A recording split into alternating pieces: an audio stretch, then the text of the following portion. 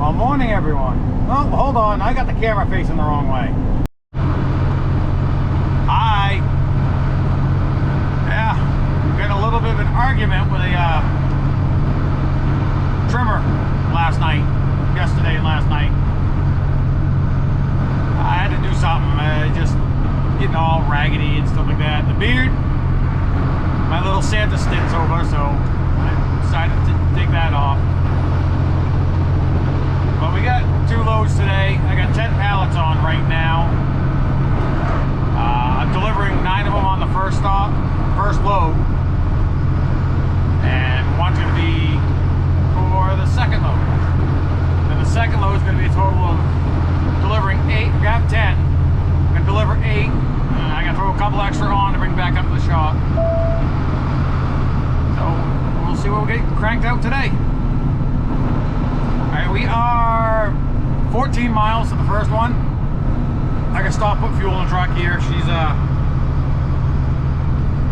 The fuel gauge gets below a quarter of a tank, it likes to drop to empty. Just saying empty. Jump up to quarter tank, drop to empty. So I'm going to stop, put some fuel in this thing so we don't run out today.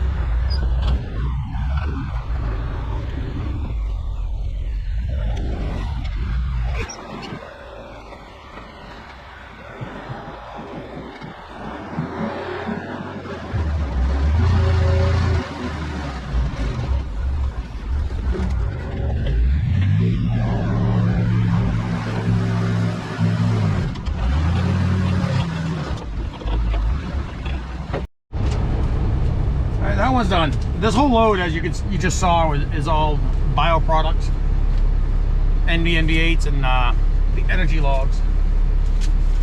I don't know if I mentioned it in the live stream or not. Sunday. Why did I say Friday? I think I went. Anyways, yeah. There we go. On these NB and NB8s that I deliver, the green and tan pallets, I should say. The NB8s is a 6-pack, 6-pack blocks, bricks, whatever. It's what we call a six-pack. The wrapping on that is actually burnable. It's not plastic. It's a product called Krylar, and it says you can burn it in a stove. Same thing with the NB8s, and that's a 3-pack that's got 3 larger blocks. You get the 6-pack, which is like 6 bricks, you could call it. Then I got a pallet on here of what we call North Idaho energy logs. Those are not. That's just the shrink wrap and all that. Those energy logs, you can't burn any better than that in a wood stove. That's a Douglas fir one. But we are just a mile from the next one, so let's get over there and get this off. I got what, 1, 2, come on. I got a total of 3 in this town here, so let's just go get these off.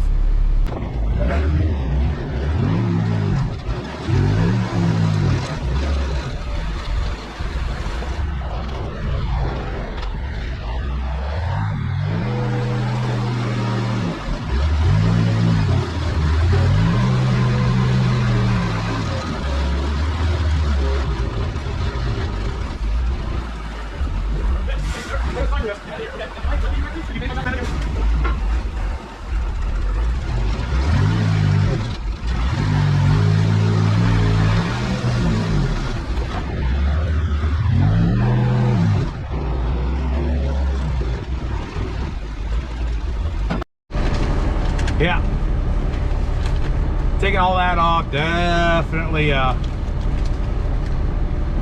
made things feel a little colder. I won't say much. It is 15 degrees out, so yeah, it is what it is. No big deal. We are two and a half miles to the next one. So we're gonna go all the way on the other side of town. So we'll go get that one off.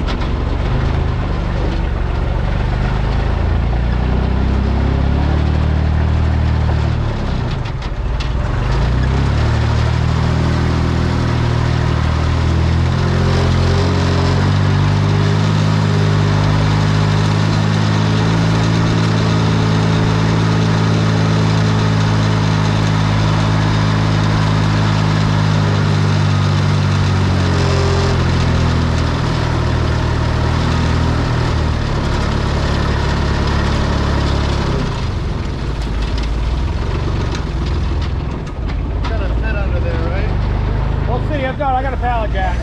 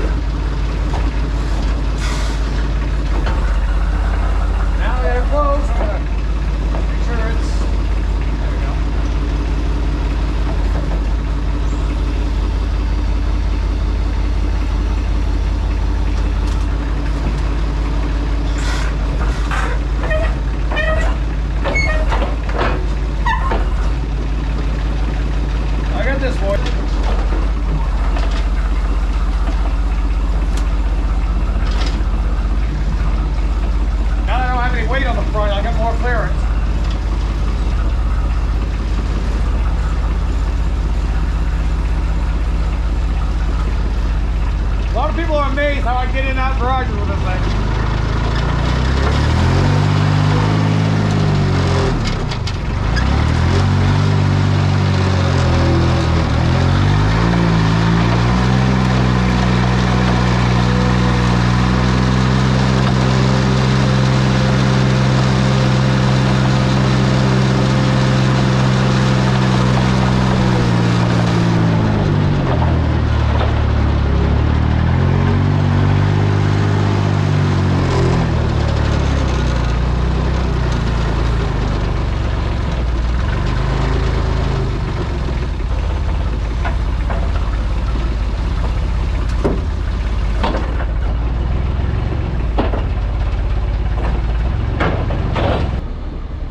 Okay, now that's done.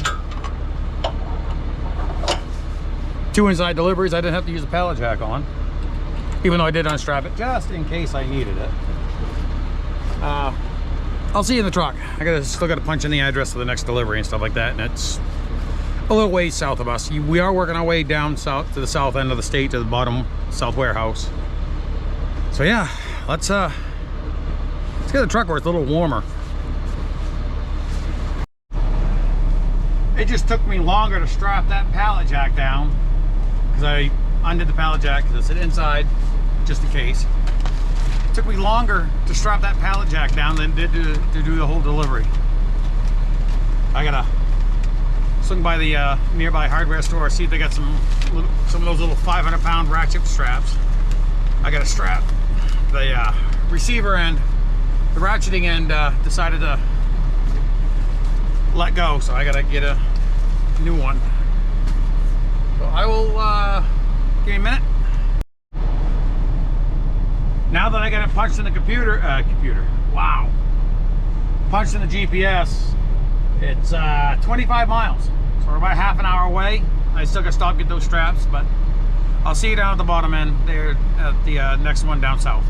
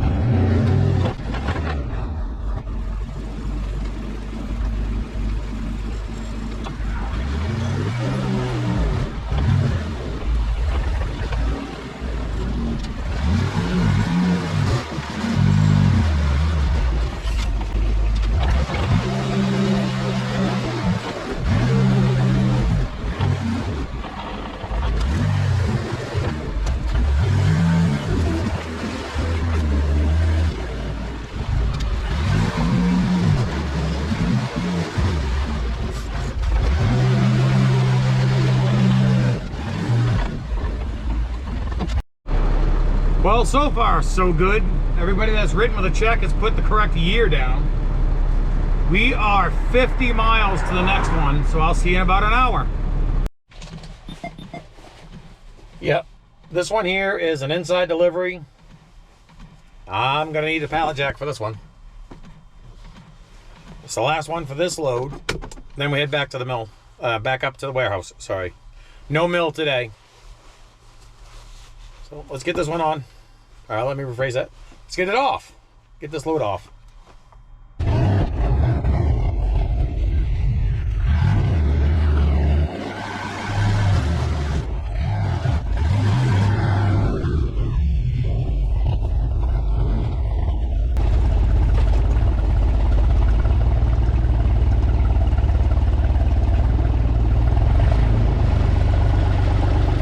These are a little on the slimy side.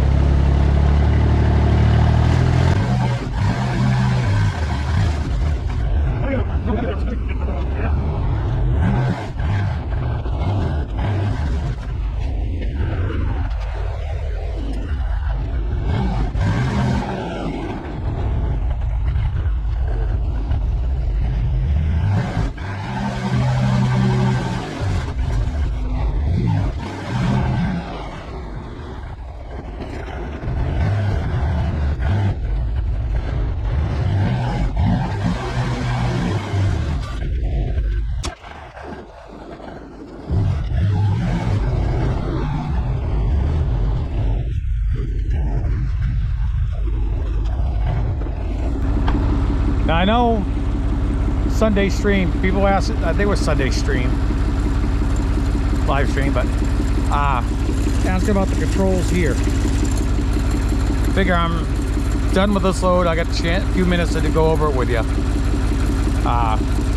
Typical controls are, this is my lift. I pull this back, wash the mask, goes up, goes down. Try to get it back here for you. This one's my tilt, forward and back. Forward and backwards. This is for the scissors. Put the forks in and out. Going out. Coming in. This one right here is for the side shift.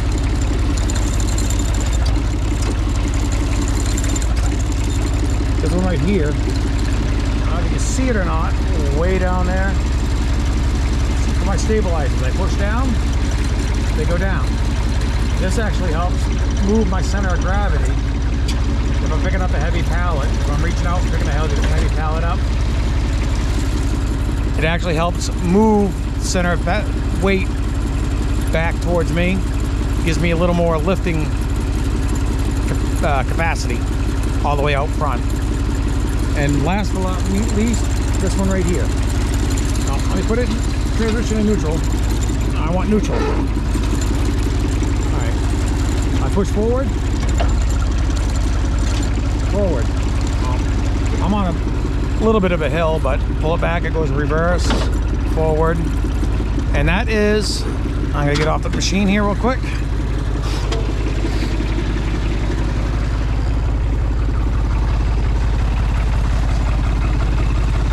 This drive motor for this wheel. This is freewheeling. As long as I'm not using the controls, the fluid will circulate through it without a problem. And this has got a, I know I said it was either a 3 or a 4 cylinder. I'm gonna open up and make sure. Open. Yeah, 3-cylinder Kubota with a General Motors, with a GM 6-speed automatic. And it comes out of the transmission from here. There's a big chain right here. Small sprocket here, big sprocket there. The 2 front tires are the drive tires. That, again, that wheel underneath me is only for if I get stuck. It's 2-wheel drive, but 3-wheel if I need it to be. All right, I'm gonna get this on the truck, and we're gonna get going. I'll see you in the truck. I also meant to say that extra pallet that you saw on the truck is part of the next load. If you got any questions about anything on with the equipment and stuff like that, don't hesitate to ask. I'll show you. Like this truck right here is a 2000 Kenworth T600. This actually used to be an satellite truck. I don't know if it was for ESPN or anything like that, but it was down, I think they said it was down in the Texas area, somewhere around there, and bought it. I guess the owner bought it at auction, had the satellite box. It was gutted. They didn't leave any of the equipment in there, just the shell. Took that box off and put this flatbed on. Then, as you saw, we turned around, we had the drop axle put on it. It had the rear axle moved back. I think it was like 2 or 2.5 feet, and had that the pusher axle put on there, drop axle. We're 30 miles to the warehouse. So again, it's been a lot of miles today. Next load's 1, 2, 3, 4 loads. 4 stops.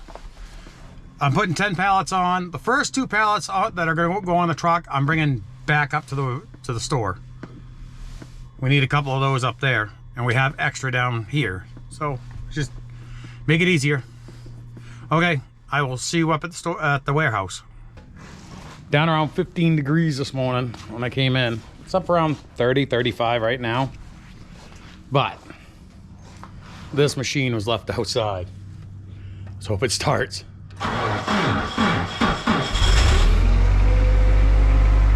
Didn't like it, but it did. I'm gonna set you up on the truck instead of on the machine, on the forklift. I'm gonna set you up on the truck and you get loaded.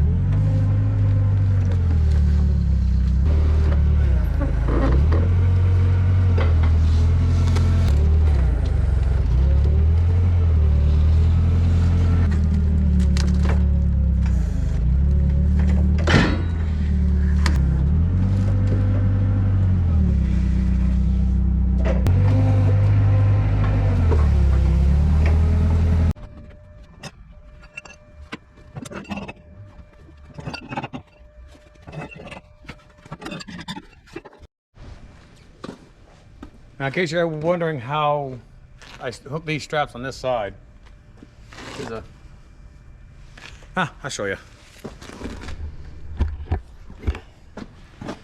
Piece of flat bar right there.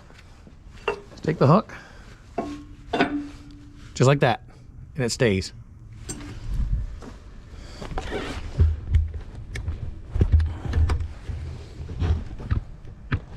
Now do that. Now do that the rest of these.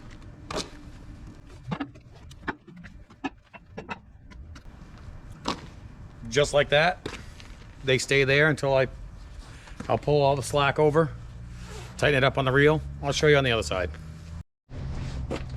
What I do, pull the extra slack across,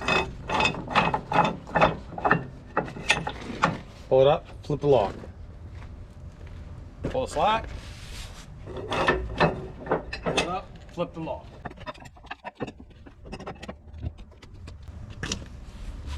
Take the bar, put it in. Nice leverage. As this strap rolls around, tightens down, secures. A lot of you know that. I know how it works, but some people don't. I don't want to go too tight and start cutting into the pallet, to the cover, and damage pellets or these blocks.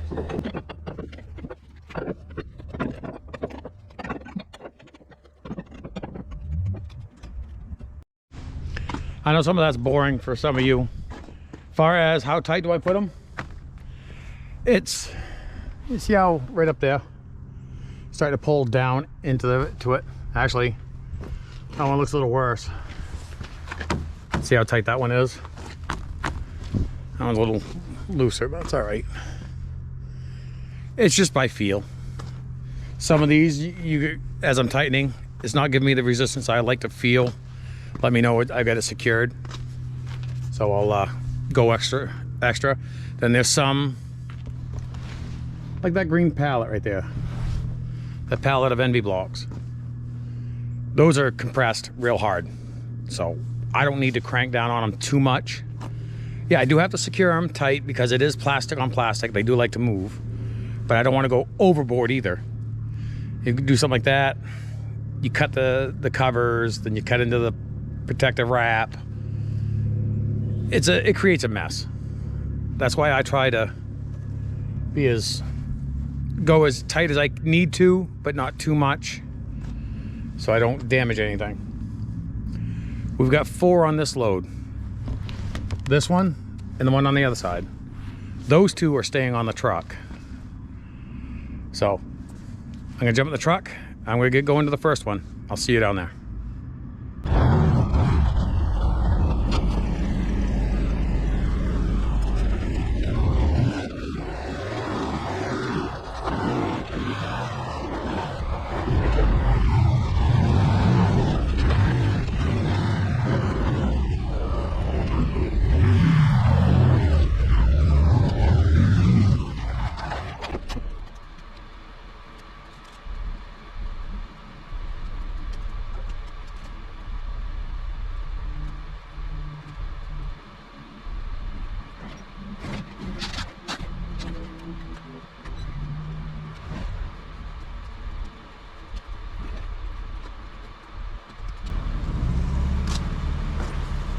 That door's on the heavy side.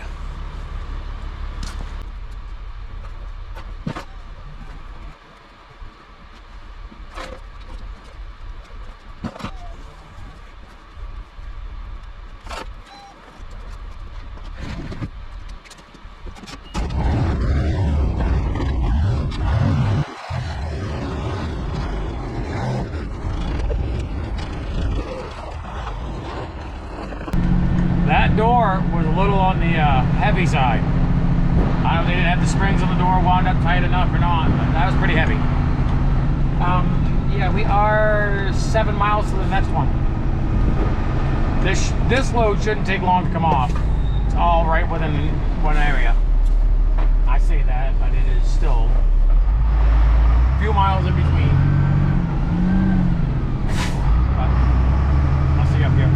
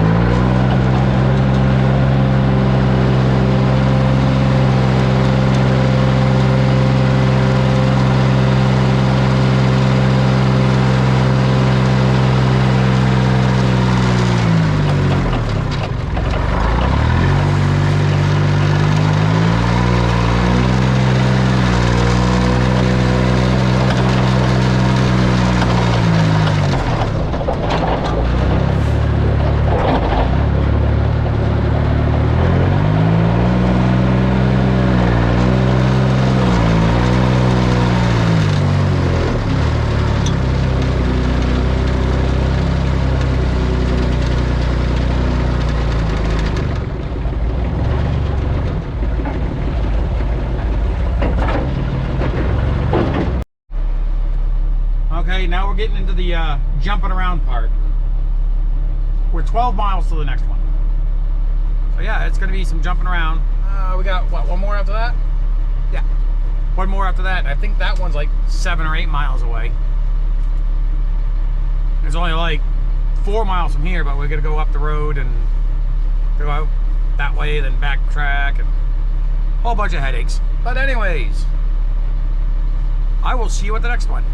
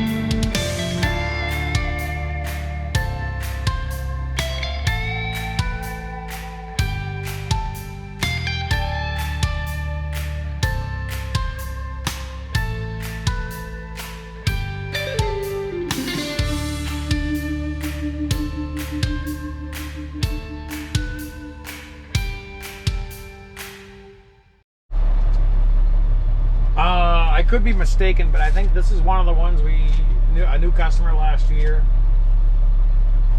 One of our competitors decided that they called up looking for a certain product. They're like, oh yeah, we got it. And they showed up with something completely different. So it's not the greatest business practice, but it still goes on. Let's get this one taken care of.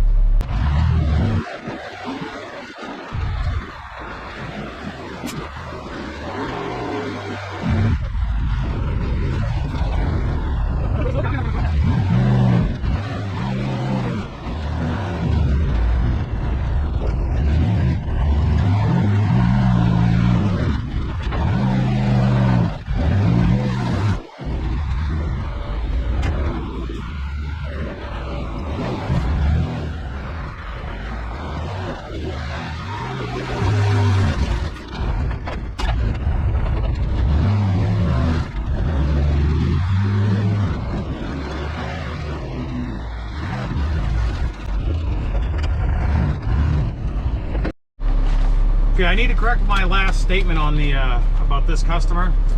It wasn't that he ordered one thing and they showed up with another. Now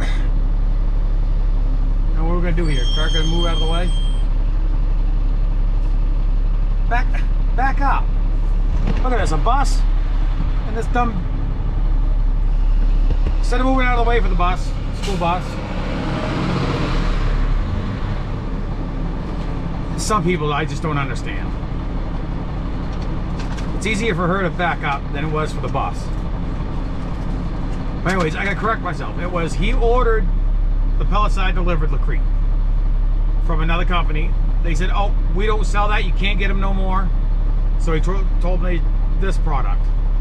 And he found out that product I wouldn't even burn in an outside fire pit. That's how much I care for them. But we are, yeah, we're about a half an hour from the next one. We're 16 miles and right around a half an hour. So let's get up there and get this one off before it gets too dark. Last delivery of the day. This guy right here, this customer, he's a riot. We could chat for hours. I get myself in trouble with customers like this. Let's get him taken care of.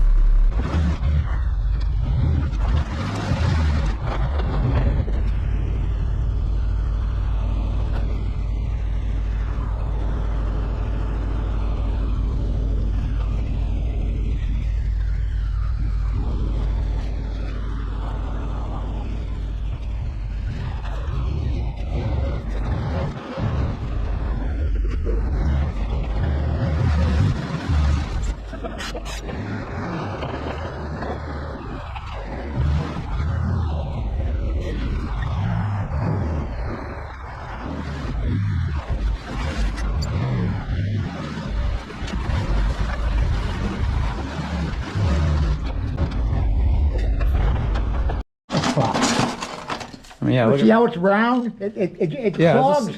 It's the size of the burn pot. After burning for 24 hours, I shut it off to clean it. I got to use it. See that crowbar right there? Yep. That's how I clean my stove. Yeah, that's the size of the burn pot. That's just poor quality pellet. Yep. And that's the whole bucket full. All right, I think I messed up, and when I brought you down in the basement to show you the those clinkers, that wasn't really even clinkers. Those are cakes, look like lava rocks. That's what poor quality pellets do to a pellet stove. You notice they were big, just the same diameter as his burn pot. But all right, I'm headed back to the shop right now, so it's just about dark 30 again. Please like, share, subscribe, stay safe. I'll see you in the next one.